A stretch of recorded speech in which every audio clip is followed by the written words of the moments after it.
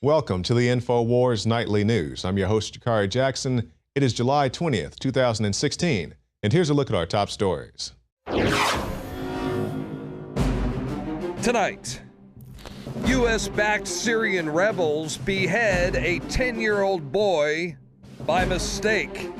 Meanwhile, the Pentagon-trained rebels pledge their allegiance to ISIS. Then, desperate liberals are now blaming Matt Drudge for the rise of Donald Trump. Plus, a Benghazi survivor says there will be mutiny if Hillary Clinton steals the election. You're not giving orders anymore. You're in my world now. We have 36 American lives to save. All that plus another busy day for the INFOWARS crew at the RNC. That's up next on the INFOWARS Nightly News. I want you to picture for a moment what an accident looks like. Is it an auto accident where somebody gets rear-ended, or maybe it's a job place accident where you have to wear a hard hat if you go to a construction site? Now, tell me this, how do you accidentally chop off somebody's head, let alone the head of a little boy? And that is what's being reported by CNN. Rebels, boy beheaded in Syria, a mistake. And they say the beheading could affect U.S. support of the rebels. The rebels claim the boy was a prisoner from a pro-regime militia force made up mostly of Palestinians in Syria, and that he was captured from an unofficial refugee camp north of the war-torn Aleppo. The footage then shows one of the men taking a knife to the child's head. The boy appears to be quite young, perhaps around 10, although CNN cannot confirm or verify the boy's age or identity. In a statement posted on their Facebook page, the rebel group involved called the killing an individual mistake, and that it would investigate the human rights abuses that were shared on social media sites. So when I heard this story, when I read this headline, I was thinking a mistake. Maybe this young man, or this little boy, let's call him what he is, lost his head in some type of shrapnel incident. Maybe there's an explosion, and the shrapnel came, and it cut his head off. And I'm not trying to joke here, I'm being very serious here. I'm like, how do you accidentally cut off a little boy's head? From their own admission in this article by CNN, they say he was maybe around 10 years old. They also say that somebody took a knife to the kid's head, sawed his head off. It wasn't like a real smooth, quick and clean axe or sword. You have to put in effort to saw somebody's head off. But according to CNN, it was a mistake. It was an individual error. In another quote here, it was just accidental that this rebel group decided to cut off this little boy's head. And to say how much of this is not a mistake, this was a very intentional action, and it's been going on for quite some time. It's making the news now because it's a high-profile case of a little boy suffering these consequences. But these Syrian rebels, most of whom aren't even Syrian, we've been documenting this for at least the 4 years that I've been here, have been caught doing numerous war crimes. I'm not saying that they're the only ones, and I'm not saying that Assad's an angel by any stretch of the imagination, but the Syrian rebels, the group that we back, have a long history of doing this. And to show you that, I just have a small sampling of articles here. Let's start with this one. UN designates Free Syrian Army affiliates of Al-Qaeda. The Libyan Islamic fighting group currently arming, funding, and commanding brigades of the so-called Free Syrian Army is designated an Al-Qaeda affiliate by the United Nations. Now, do I agree with everything the United Nations does and says? Absolutely not. But even the United Nations can see clear as day that the Free Syrian Army, aka the Syrian rebels, are nothing more than a Al-Qaeda group, and they act as such. And that's not the only one. Let's take a look at this one a few years back. Syrian rebels commander, yes, we're still collaborating with ISIS. Speaking with Lebanon's Daily Star, Basil Idris, commander of an FSA-run rebels brigade, openly discussed the group's joint operations with ISIS in the al-Nusra Front. We are collaborating with the Islamic State in the Nusra Front by attacking the Syrian army's gathering. Once again, you have these terrorist organizations being funded by the West. We have long documentation of that. They chop off a little boy's head and they say it was an accident. It was, what's the quote here? An individual error to be investigated, why they thought it was necessary to chop off the head of a little boy. We'll continue here. Pentagon-trained rebel group in Syria pledges allegiance to ISIS-aligned al-Nusra. Division 30 also known as the New Syrian Forces, was created by the United States as part of a propaganda campaign to counter the fact virtually all of the mercenaries in Syria have gone over to the Islamic State. But once again, even though these guys are singing songs about Osama bin Laden, how great he is, and all the other war crimes we've documented here, it was a mistake. They chopped off this little boy's head. We got one more here talking about Senator John McCain, the guy who just loves war, and he wants to criticize you if you don't know who you're talking about. And we have this article from a couple years ago. Angry McCain admits meeting with ISIS, scolds Rand Paul for not knowing terrorists. This is a quote from McCain. Has Rand Paul ever been to Syria? Has he ever met with ISIS? Has he ever met with any of these people? No, no, no. McCain said, clearly in reference to his own visit to Syria in 2013, where he is photographed with leaders of the Free Syrian Army, the fighters violently opposed to the Assad regime. Now let's show this picture of McCain here. Now in this picture, these are several guys who have done the war atrocities that we've been documenting for several years. And McCain, he's over there, he's, shaking hands and kissing babies and hanging out with known terrorists. And then he wants to come back to the stateside and criticize Rand Paul for not knowing who these people are. Yes, Senator McCain, I'm sure you do know who these people are. You've been arming them and funding them and wanting more aid to go to them. Meanwhile, they're doing all these atrocities, including chopping off a little boy's head. And that's just what happened here recently. You can go back to the archives, whether it's here or someplace else, and see the numerous crimes these guys have done, whether it's burning down Christian villages or shooting priests or, any number of things going on for a very long time, but it's just now making the news. But when it does make the news cycle, CNN's just gonna say it's a mistake. It was a, one last time, it was a, quote, individual error, according to CNN, that this little boy lost his head.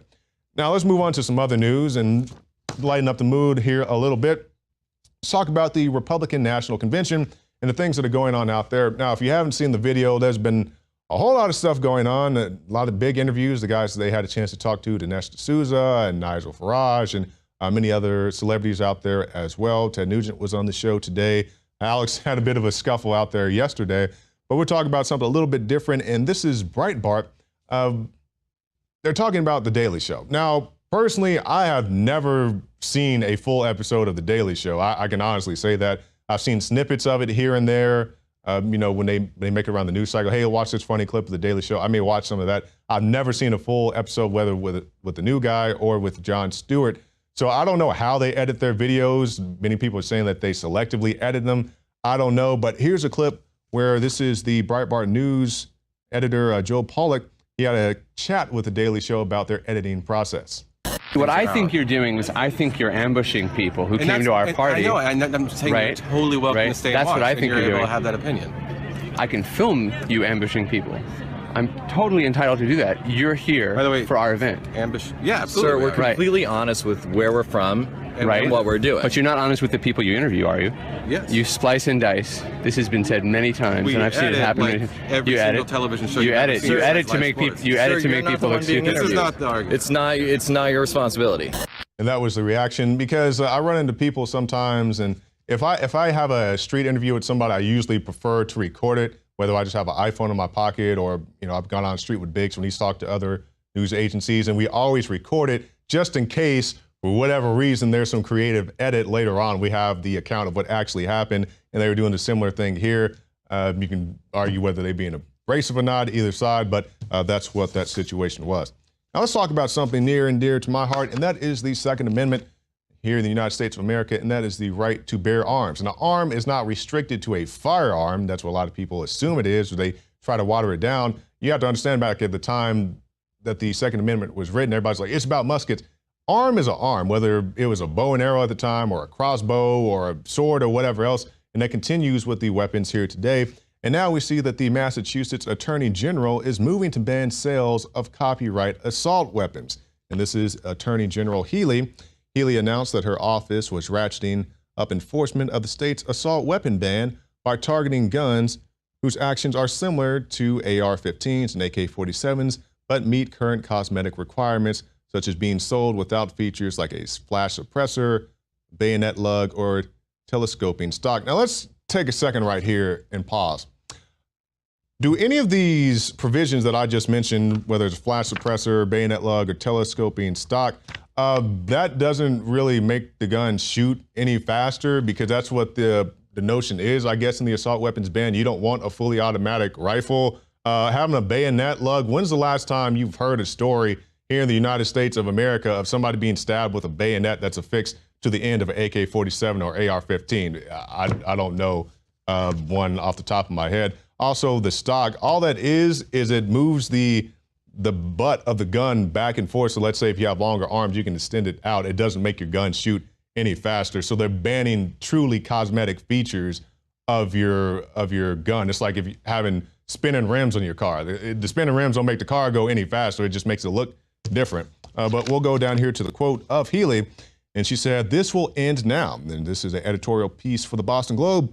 "On Wednesday, we are sending a directive to all gun manufacturers and dealers that makes clear that the sale of these copycat assault weapons is illegal in Massachusetts.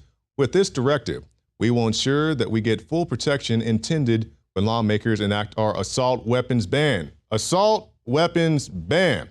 Nobody's trying to take your guns. Nobody wants your guns. Nobody's trying to take your assault. Can you guys I want everybody just zoom in on that. Make sure everybody gets that. This is a quote, assault weapons ban. Her words, not mine, and not the watered down version of these protections offered by the gun manufacturer. So this is Attorney General Healy, Massachusetts, saying she wants an assault weapons ban. Well, number one, there is an assault weapons ban currently ongoing in the United States of America. You cannot go Joe Blow off the street, walk into Academy Sports and Outdoors or Cabela's and buy a fully automatic gun.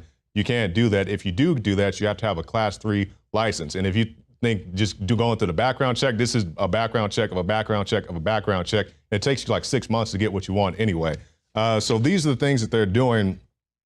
And as I said, they're banning guns on cosmetic features, just like in New York, the New York SAFE Act, similar things. They're talking about the stock on your gun, things that have nothing to do with your gun shooting faster or slower. It's just a cosmetic entity to the gun, nothing to do with fully automatic or anything else at all. They just ban things because they don't like them, because they don't like the style. You know, you can get a 22 AK-47, or it's just pretty much the AK-47 frame with a little 22 bullet, which is a plinker, just something people use for target practice, and people want to ban those because of the way that it looks. That's truly what's going on here. Now let's talk about something else. Talk about Matt Drudge and the alternative media in general. Because over the past few years, or I guess decade or so, Drudge has been a huge news aggregate, pushing a lot of good information out there, but now they're attacking Drudge, and they're doing everything they can to pull down Donald Trump. And if they had to pull down Matt Drudge to do that, they will do that. And we see desperate liberals blame Drudge for Trump's rise. In a recent Business Insider article, link aggregator DrudgeReport.com is accused of aiding the businessman's rise to power by rewarding conservative media publications who cover Trump in a positive light with website traffic. Now let's stop right there. Are there pro-Trump websites? Yes. Are there pro-Hillary websites? Yes, I'll name some. CBS, CNN, MSNBC. Those are what you would call pro-Hillary websites, or at least pro-Democratic websites. So to go after Drudge for doing this, but to turn a blind eye to these other news organizations is highly hypocritical. Tossing Trump's considerable mastery of the press aside, Drudge is painted as a kingmaker who used his agenda-setting power to move Trump to the top of the ticket. Once again, when you have CBS, you have CNN, you have MSNBC doing all of these pro-Hillary pieces, which, I mean, at the end of the day, they do have the freedom of speech to do that, but then to attack Drudge for putting things out there about Trump, I don't really understand the logic in doing that. And as far as I'm concerned, I think Drudge, if Trump does something good, he says Trump did something good. Trump does something bad, he did something bad. Just like with the Mike Pence situation, a lot of people on the fence with that, and he didn't bury the fact that he picked Mike Pence. He put it right up there at the top of the Drudge report with a big red link saying Mike Pence's pick, and many people had many negative things to say about that, not about the article about Drudge, but just the fact that he picked Mike Pence. So I think that's a very silly way to view Matt Drudge. Now let's talk about another journalist, and this is a prominent journalist that was killed in an apparent car bomb assassination, and this was in Kiev. The country's top online news website said its journalist died in an explosion early on Wednesday as he got into his car to drive to work to anchor a talk show on a local radio station. The publication said the car was owned by its editor-in-chief. Now, when it comes to journalists, you know, I'm very sensitive when people, die in these type of situations, because even if I don't agree with somebody's politics, it could be somebody who's like my Bizarro. They're anti